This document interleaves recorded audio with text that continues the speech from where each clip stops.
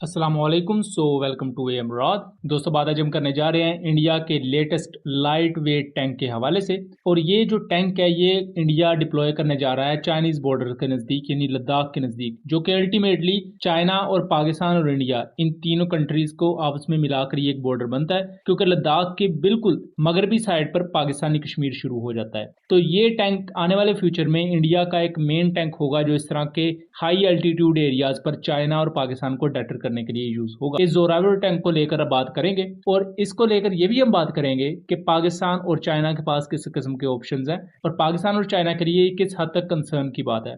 तो ये जो टैंक है इसे डीआरडीओ और लार्सन एंड टर्बो कंपनी ने मिलकर बनाया है। 2020 में जब इंडिया और चाइना के दरमियान गलवान वैली में क्लैशेस हुए थे और मल्टीपल इंडियन सोल्जर्स उसमें मारे गए, कुछ जख्मी हुए थे, तब इंडियन आर्मी ने अपनी डिप्लॉयमेंट ज्यादा तेज कर दी लद्दाख के एरिया में, खासतौर पर चाइनीज बॉर्डर के नजदीक। इससे पहले एलओसी पर यानी कि पाकिस्तानी साइड पर तो इंडिया की डिप्लॉयमेंट रहती थी, लेकिन अब खतरा चाइनीज साइड पर बढ़ चुका था। तो चाइनीज साइड पर जब इंडिया ने अपने आर्मर कोर को वहां डिप्लॉय करना शुरू किया तो इंडिया ने एक चीज नोटिस की कि उनके अपने बनाए गए अर्जुन टैंक इतने ज्यादा भारी थे कि वो इन एरियाज में सही तरह डिप्लॉय नहीं हो सकते थे और उनकी मनूवरेबिलिटी यानी कि चुस्ती और फुर्ती में बहुत ज्यादा कमी आ जाती थी, क्योंकि जो इस तरह की आर्मर्ड व्हीकल्स होती हैं ये एक तो हैवी होती हैं और इनका जो इंजन होता है चूंकि बहुत ज्यादा हाई एल्टीट्यूड पर, सतह समुद्र से ज्यादा बुलंदी पर ऑक्सीजन का लेवल कम हो जाता है और इन डीजल इंजन को कंबस्टन के लिए ऑक्सीजन चाहिए होती है, और जब ऑक्सीजन का लेवल ही कम हो जाता है तो इनकी पावर जनरेशन भी कम हो जाती है, तो टैंक ज्यादा अच्छा परफॉर्म नहीं कर पाता। उसके लिए एक नया कॉन्सेप्ट इंडिया ने उस पर काम करना शुरू किया, लाइट वेट टैंक का। चाइना ऑलरेडी अपने टाइप 15 लाइट वेट टैंक्स को यूज करता है, 2015 से चाइनीज आर्मी की सर्विस में मौजूद है और ये टैंक्स पहाड़ी एरियाज में बहुत अच्छा परफॉर्म करते हैं। रिसेंटली इन टैंक्स को बांग्लादेश ने भी अपनी आर्मी में इंडक्ट किया है, जबकि उसके बाद इंडिया ने अपने अर्जुन टैंक्स को तो वहां डिप्लॉय नहीं किया, लेकिन जो अपने जरा मीडियम वेट के टैंक्स थे जिनका वजन बहुत ज्यादा नहीं था, 46 टन के आसपास, 40 टन के आसपास, जैसे कि टाइप 72 और टाइप 90 टैंक्स, इनको डिप्लॉय किया चाइनीज बॉर्डर के नजदीक। और इवन यही टैंक्स पाकिस्तानी बॉर्डर पर भी तैनात होते हैं और पाकिस्तान भी डिप्लॉय करता है अपने अल खालिद और VT4 टैंक्स को। और जो अल खालिद और VT4 टैंक्स हैं ये भी ऑलमोस्ट बहुत ज्यादा भारी नहीं है, मीडियम वेट कैटेगरी में आते हैं। ये भी 46 से 45 टन के आसपास वजन रखते हैं।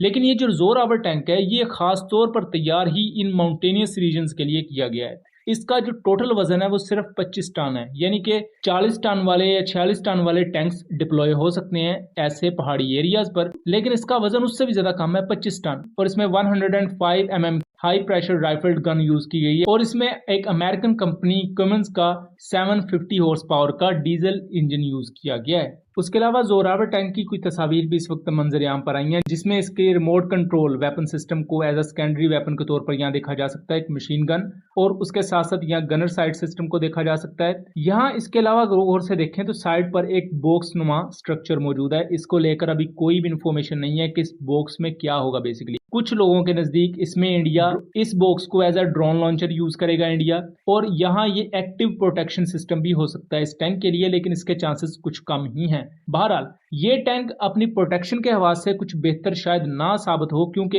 ये तो बहुत हल्का टैंक है, सिर्फ 25 टन इसका वजन है, जिसकी वजह से जो इसके इर्द गिर्द आर्मर्ड प्लेट्स हैं वो बहुत ज्यादा वजनी या बहुत ज्यादा प्रोटेक्टिव नहीं है। तो इस हवाले से एक इसको फायदा ये होगा कि ये बहुत ही ज्यादा मनूवरेबल होगा, तेज होगा, जिसकी वजह से इसे कॉम्बैट मनूवर करने में बहुत ज्यादा आसानी होगी। लेकिन दूसरी तरफ इसका खतरा भी और नुकसान भी एक ये होगा कि यहाँ आर्मर्ड प्लेट्स बहुत ज्यादा थिक यूज नहीं की गई, जिसकी वजह से अगर इसे दुश्मन की तरफ से एक एंटी टैंक मिसाइल या ड्रोन की तरफ से फायर किया गया मिसाइल हिट करता है तो इसे काफी ज्यादा नुकसान पहुंच सकता है। अगर उसके मुकाबले में T-70 या अल खालिद जैसे मीडियम वेट टैंक देखे जाए तो वो ऐसी एक हिट को सर्वाइव कर सकते हैं। उसके अलावा टर्रेट में ये गोल सुराख भी देखे जा सकते हैं, जो हो सकता है इसके आर्मर्ड स्ट्रक्चर में से देखने के लिए, क्रू के देखने के लिए इन्होंने जगह बनाई हो, जो कि सीन थ्रू आर्मर्ड कैमरास हो सकते हैं। दोस्तों, इसके मुकाबले में अगर चाइनीज टाइप 15 टैंक की बात की जाए तो इसका वजन इंडियन जोरावर से ज्यादा है, तकरीबन 30 टन के आसपास। लेकिन चाइनीज टाइप 15 टैंक का इंजन भी फिर उतना ही ज्यादा पावरफुल है, मतलब कि जोरावर टैंक का इंजन है 750 हॉर्स पावर का,